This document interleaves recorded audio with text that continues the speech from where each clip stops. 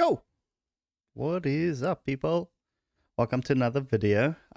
Today we're going to be reacting to Coffeehouse Crime, how her evil web of lies destroyed multiple lives. Okay, so this is changing it up from all paranormal stuff.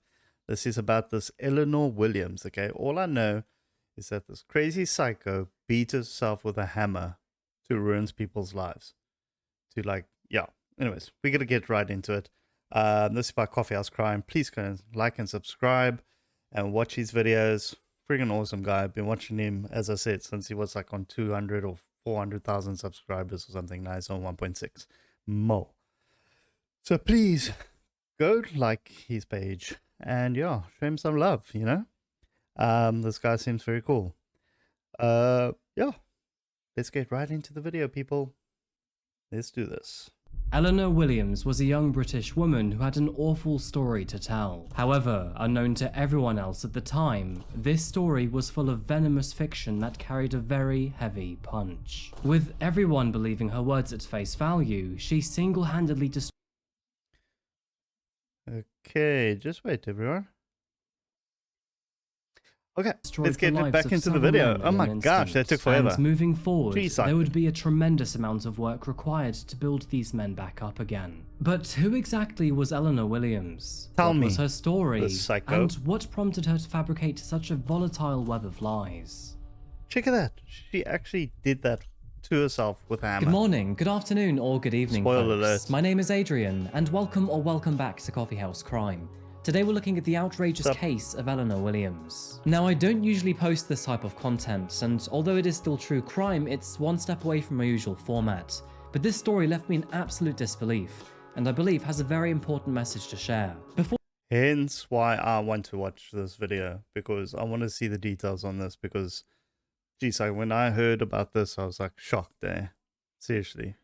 Before we begin though, and just to let you know that I post true crime and strange cases here weekly, so if that is your sort of thing, please consider subscribing to Coffeehouse Crime. Subscribe to Coffeehouse Crime, people. Please, go, pull up a go. seat and get ready for the deep dive. This is the case of Eleanor Williams. Should I go get my coffee? Maybe, baby.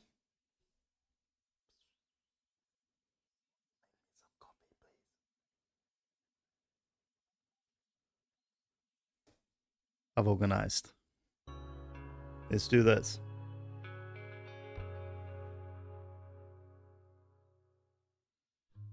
Found along the coastline of northern England lies a small town huddled against the Irish Sea, and with a population of roughly 55,000 people, the residents of Barrow-in-Furness live on the quieter side of life. It's about 100 miles from Manchester, 100 miles from Leeds, 100 miles from the Scottish border, and 100 miles from the Isle of Man, making Barrow-in-Furness a somewhat lonely port town that faces the cold sea air in a solitary manner.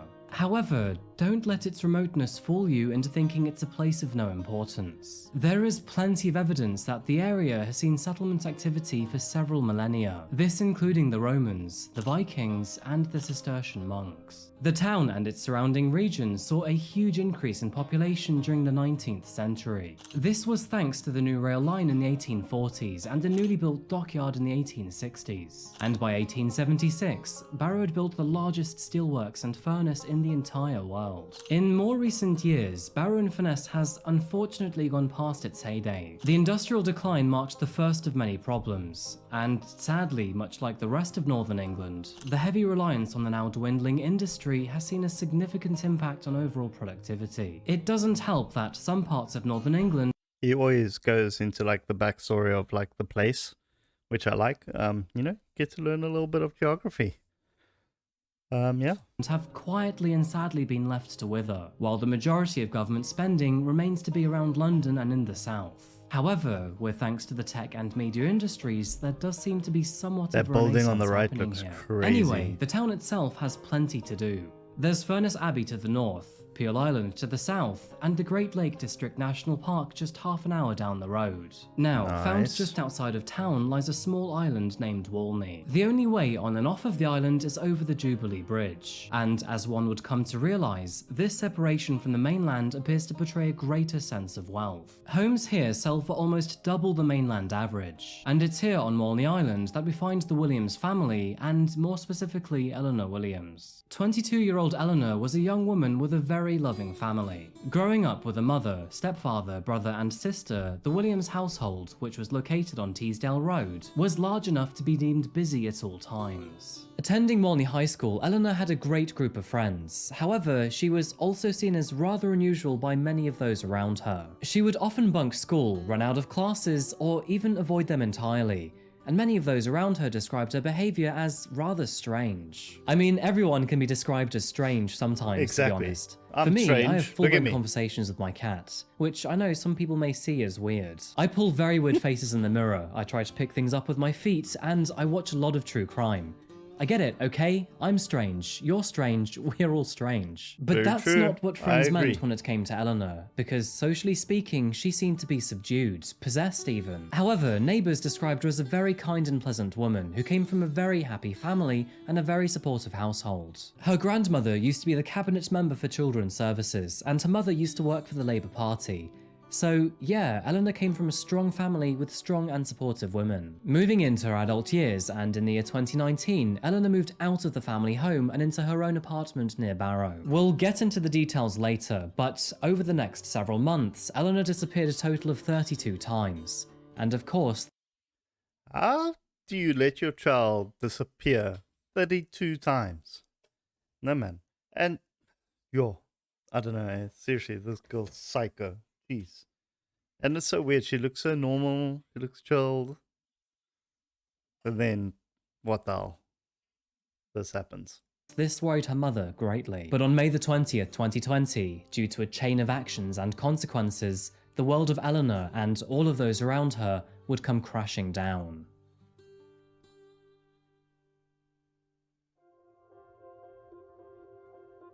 It was on this day that Eleanor came forward to share a story in the most public and open way possible. Her Facebook post described a very devastating tale, one that would make even the strongest of stomachs churn Here we go. and the most apathetic Here we of go. souls burn with anger.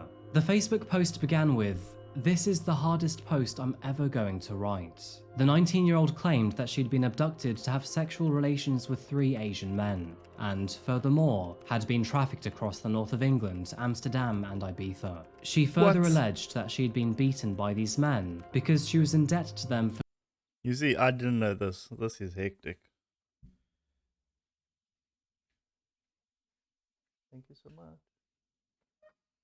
Got my coffee. Woohoo! Let's get into this video properly now.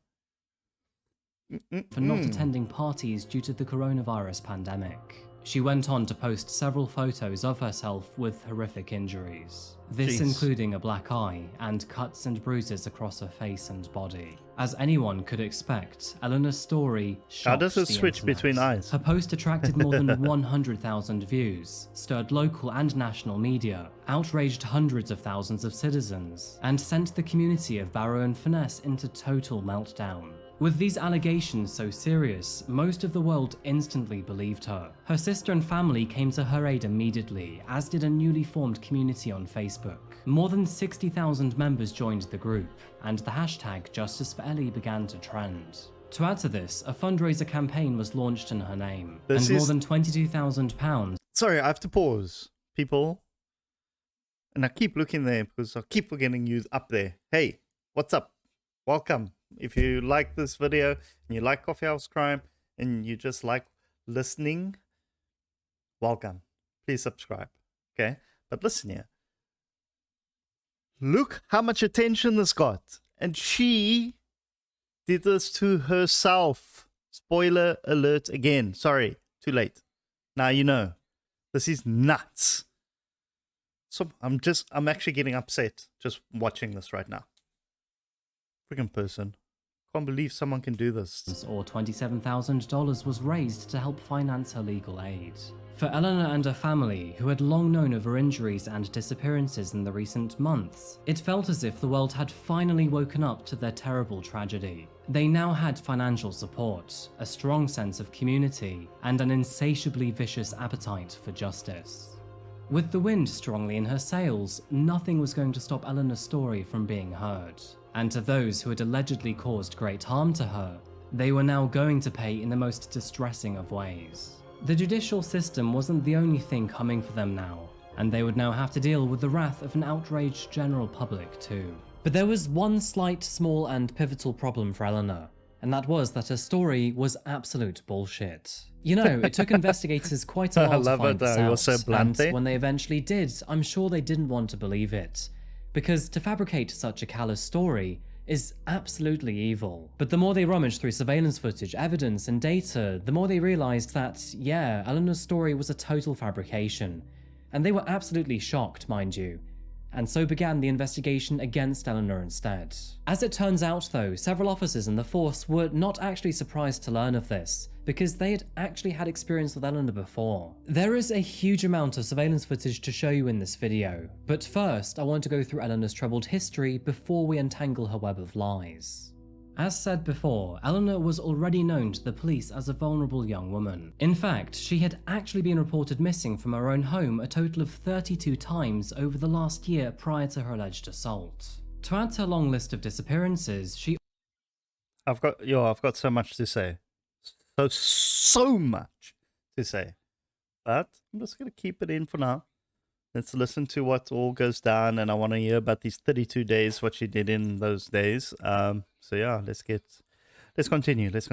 She often abused drugs such as marijuana and cocaine, and usually disappeared during one of her benders. To add one extra layer to this, she was normally found intoxicated and half naked in unpredictable locations. What? Regardless of the recent allegations, Eleanor also had a very dark and disgraceful history when it came to lies situated around assault. It was in the year 2017 that she told a local nurse that she'd been assaulted by a man named Cameron Bibby. Apparently, he had spiked her drink while the two of them were at a house party in Barrow and then assaulted her. However, it would eventually be learned by the police that this was categorically a total lie. 2 years later, in March 2019, she told one of her colleagues that she was assaulted by another local man named Jordan Trengove after he'd allegedly drugged her on a night out. Wanting to do the right thing, this colleague contacted the police afterwards. However, when an officer from the Cumbria police tried to speak to Eleanor about these claims, she said she did not want to press charges. Although Jordan and Eleanor were actually at the same party, she disappeared halfway through the evening. To add to this, Jordan had never met her before and also had no affiliation with her whatsoever. It would have actually been impossible to prove he was guilty anyway, as Jordan was Okay, I think I'm going to stop it there, okay? And now I'm going to get into what I wanted to say, because before it's too late and I don't know, and I forget. I'm very forgetful. Jeez, where do I even start? Firstly, how do I begin this? I actually watched a video 2 days ago where this friend is videoing her friend and they're laughing, and this friend is busy hitting herself with a hammer on the video, hitting herself, saying how she's going to blackmail her ex-boyfriend who broke up with her, or she broke up with him, I don't know. But she hates him now, so she's going to blackmail him and ruin his life. And she's hitting herself with a hammer, okay? So after this Eleanor thing, this is a new video that I saw. So it's a completely different girl. So now, straight away, what does your mind say, Like, what's it telling you? My mind goes straight to, like, how many other girls have done this? You know what I'm saying? How many other girls have put themselves in situations like this or done things like this just to get back at their boyfriends or anything like that, And now, also, how do people believe women that have all these beaten up photos? How do they believe them nowadays? With all this coming out, you know what I'm saying? It's just, just like puts things like so, it makes things so shitty for people that's actually going through this abuse, and it pisses me off. So yeah. Anyways, that's just my thoughts. So like this guy's life is basically being ruined, and how many other girls have done this? Just freaks me the hell out. Anyways, yeah. So that's what I wanted to say. It's like they're ruining it for like so many girls that's actually going through shit, because no one can, like, I know people will still trust, but how can you if you know what I'm saying? Like, how can you actually trust that person now? Because it's so difficult to know if it's real or if they've done it to themselves. It's so crazy. Anyways, things like this just piss me off and I hate it. Anyways, let's keep going. This is Tricky Psycho.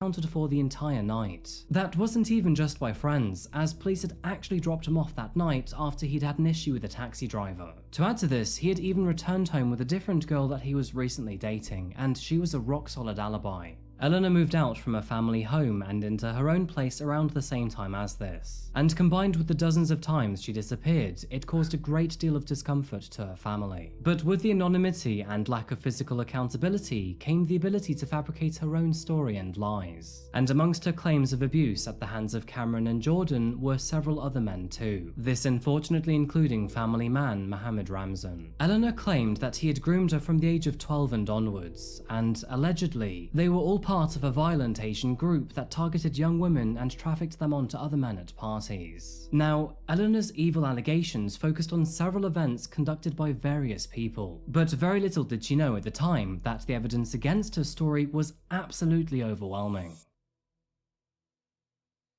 It's just so crazy. Now, we'll Seriously. begin with the allegations made against Mohammed, but Eleanor claimed that he had forced her to Blackpool before assaulting her alongside multiple other men. However, this story was proven to be a complete and total fabrication. A surveillance camera captured this image of her alone at Preston train station on the day she claimed she was forced to go to Blackpool, and furthermore, Mohammed was nowhere to be seen. As seen in the surveillance footage here, CCTV captured her entirely alone in the evening. She had booked herself into the Palatine Hotel for the night, and at 9:40 PM, she was spotted buying milk and instant noodles at the hotel's shop.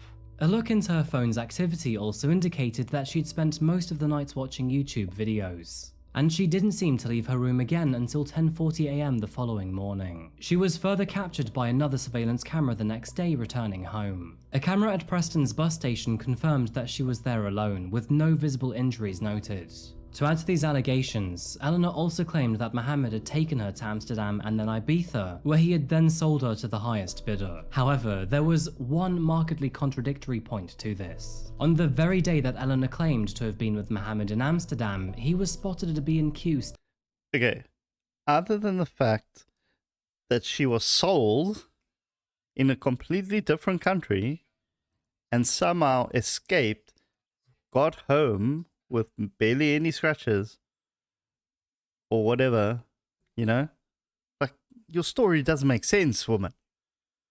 Oh my God. Still back at home in England, and to add to this, he even had receipts to prove this. Focusing on the primary event of all of this, it was on the 18th of May 2020 that Eleanor was found late at night by police. She was lying in a field with extensive injuries, including a swollen eye and a partially severed finger. She claimed that she had been picked up by a gang member before being taken to a house where 10 men were waiting for her, and you can likely guess what she claimed. She severed her own finger.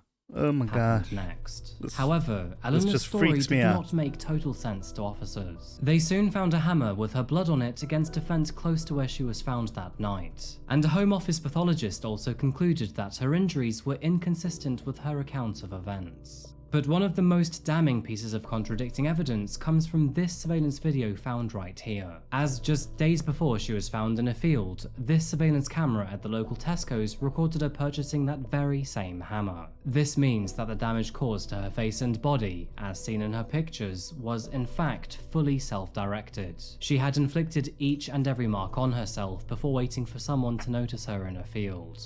Not only that, but she would further go on to take pictures of herself and blame several innocent men for her actions.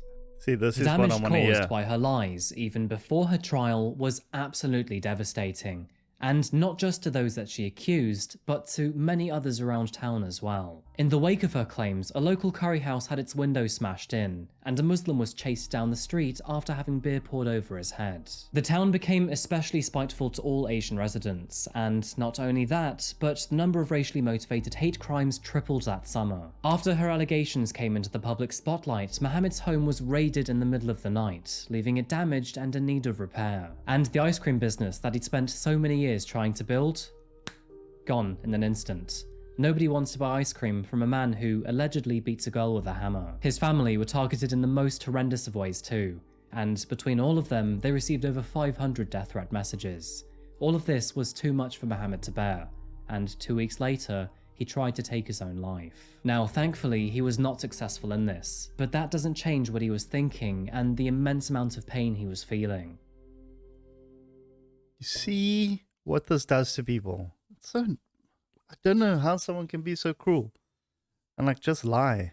Gee, sucker, this freaks me out too.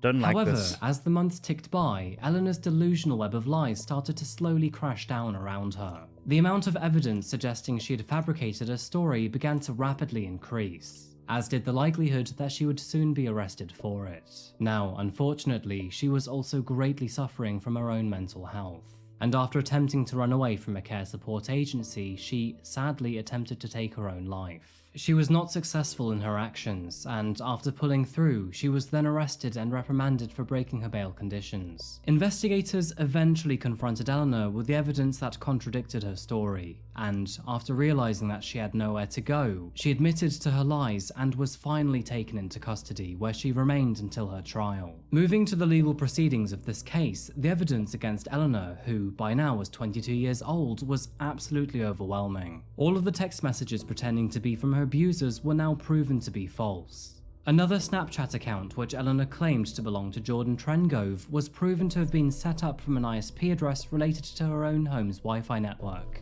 The B&Q receipt proved to be a rock-solid alibi for Mohammed, and Eleanor's passport data showed she had never travelled to Ibiza. Surveillance footage proved that she was alone at the Palatine Hotel in Blackpool. The DNA found on the hammer was confirmed to belong to her, and many of the stories she spoke about were proven to be vastly inconsistent. A forensic pathologist who detailed her injuries to the court highlighted that they were all sustained in areas reachable by her right hand, and furthermore were more than likely to have been self-inflicted. In response, Eleanor replied, "I wouldn't buy a hammer to hurt myself. I'm not a psychopath." The court heard how she invented people in her phone who simply didn't exist, and also used 2 mobile phones to send and receive messages and take screenshots. They were also told how Eleanor manipulated people she was in contact with on Snapchat by renaming them on her phone with the name of alleged traffickers. She's definitely a psychopath. She would also induce sexual messages this is from just them, super and psycho. furthermore take screenshots so it looked like they were traffickers harassing her. She further incited racism by framing her story over an Asian group, and most of the fake messages she wrote were written with poor grammar or spelling, and given deliberately foreign-sounding names like Salza. Now, during the time she uploaded those pictures to Facebook, Eleanor was already on bail after being charged with 7 counts of perverting the course of justice. But instead of winding her neck in, she decided to double down in the most extreme of ways. A forensic pathologist would ultimately conclude that all of Eleanor's injuries were self-inflicted from the hammer she had bought. But the court was still left wondering what had caused someone like Eleanor to inflict such devastating harm to themselves. A small amount of insight came during the first day of a sentencing hearing. Dr. Lucy Bacon, a forensic psychiatrist who assessed Eleanor multiple times since 2019, diagnosed her with a complex PTSD disorder that had likely resulted from childhood trauma. Eleanor allegedly displayed all of the key symptoms typically seen with severe PTSD, including the ideation of taking one's own life and substance abuse. Eleanor also seemed to learn how to maintain a mask in order to hide her own emotions, which is actually very common in trauma. Dr. Bacon suspected some form of undisclosed sexual abuse in childhood, which she said Eleanor had referred to opaquely in their sessions. It is also confirmed that social services were involved with the family until Eleanor was 8 years old. However, we don't know what this was for. A male psychiatrist, Dr. Martin Locke, was not able to diagnose her with any psychiatric disorder. But if Dr. Bacon is correct in her own assumption, this may be because he was a male, and Eleanor had therefore refused to engage in any of his dialogue. The judge, Mr. Altham, agreed with Dr. Martin Locke that there was no evidence of a conclusive diagnosis. He did, however, admit that there were clear overtones of difficulties in her childhood, but there was also very little clarity over what those may have entailed. Of course, I've considered whether the aberrant nature of these offences means that I should assume that the defendant is suffering from some mental impairment. There is no explanation for why the defendant would commit these offences. She has gone to extraordinary lengths to create false accusations, including causing herself significant injury. No explanation for this behaviour is apparent. However, that does not mean that I should speculate, unless and until the defendant chooses to say, I love this guy's voice. Sorry, I love this guy's voice. It's like so typically, like, you know, like from a movie. I don't know, I'm like getting like, I don't know. Those English movies, I love it. I'm loving this. why she has told these lies, we will not know. It is also believed that Eleanor is likely a compulsive liar, and many of the stories she'd made up were extremely easy to disprove. Some of these lies include telling people that she had a baby named Bailey, when, in fact, she had never given birth before. She'd also told people that she'd spent several weeks in a coma in hospital, when this too was a lie. After a 10-week trial, the jury took only 3.5 hours to come to a verdict. And, no surprise, they unanimously found her guilty on 8 counts of perverting the course of justice. Eleanor stared straight ahead as her fate was sealed. And what's even more disturbing is that, even to this day, she's not taken accountability for her actions, and still sees herself as the victim. It is so concerning to see that she still holds no remorse for all of the pain and suffering that she'd caused. Though, at least to me, it is very obvious that she still needs help and support for her mental health. As a result of her verdict, Eleanor was sentenced to 8 years and 6 months in prison. Jeez. However, being eligible for parole in February attacked here by 2027, creatures. she may see the light of day in as little as 4 years. Eleanor's false story has had devastating effects on her victims. Jordan Trengove has been living in terror and fear after her post went viral. The front door of his home was spray painted with extremely obscene words, and people have even launched bricks through his windows. He was also arrested and forced to spend 73 days in prison, where he then had to share a cell with a long list of convicted sex offenders. Jordan spent his 19th birthday behind bars at the risk of actual offenders, and sadly, he too eventually tried to take his own life. Oliver Gardner was sectioned under the Mental Health Act after he also attempted to do the same thing. He had only met Eleanor during a chance encounter outside Preston bus station when she asked him for a lighter, but she would later claim that he had assaulted her and tried to sell her to a grooming gang. Cameron Bibby, You see who what was I'm the saying? Like, this affects so many people's lives. And it's not even just them. I mean, I feel so sorry for these guys. But not just them. All women. Everyone. So nuts.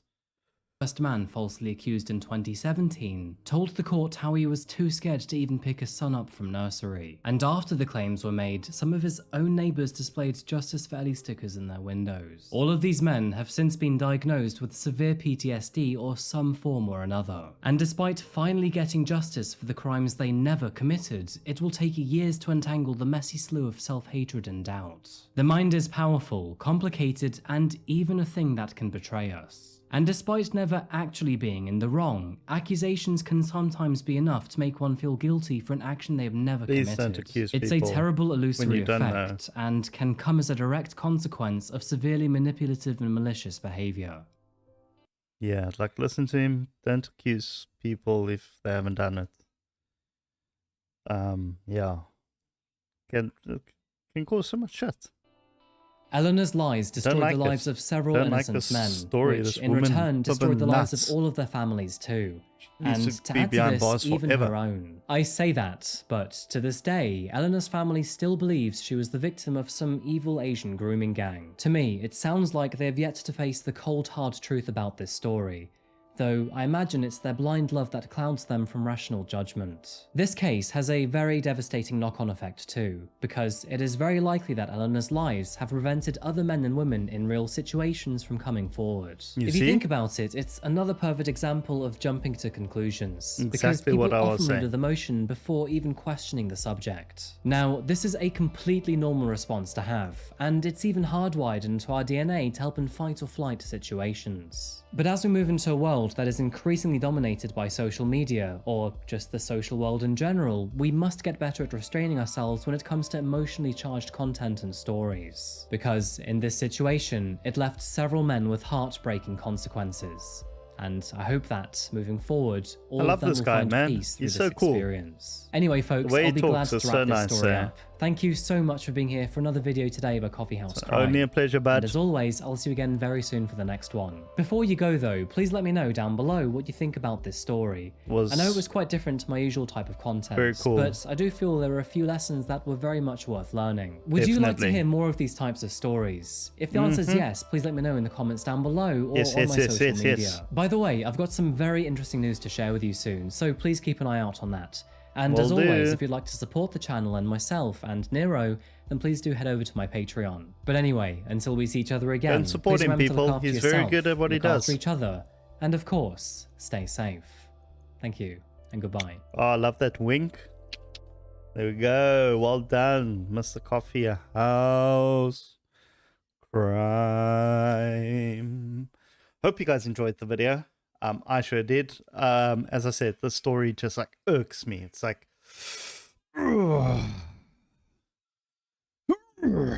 okay, I'm all done. I promise you, not all videos is going to be like this one. I just really have to watch this. It's nuts. I don't know. What do I even say other than what I've said? Just a completely messed up story. And yeah. I hope she gets more than 4 years because she deserves it. I can't believe it. Ruin people's lives like that is nuts to me. Yeah, hope you guys enjoyed. Please leave a like. Go and like Coffeehouse Crime's page, YouTube channel. Link is always in the description. And if you guys want to see more, yeah, hit the notification bell or whatever. I don't know. Thank you and cheers. See you in the next video, man. Bye.